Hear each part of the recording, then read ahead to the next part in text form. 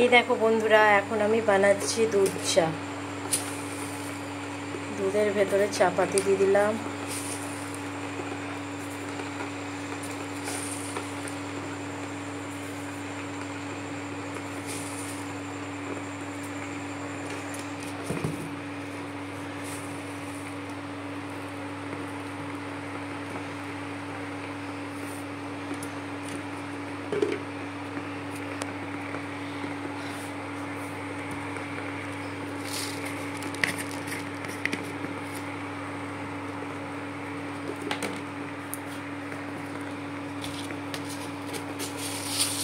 তারপরে অল্প পরিমাণ চিনি দিয়ে দিলাম, কারণ আমি বেশি, যে যেমন পরিমাণ চিনি খাবে সে সেরকম দেবে। আমি অল্প চিনি খাই, অল্প দিলাম।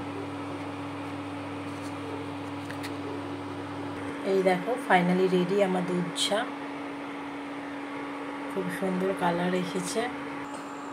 এই যে আমার রেডি চা, আমি ছেঁকে নিলাম।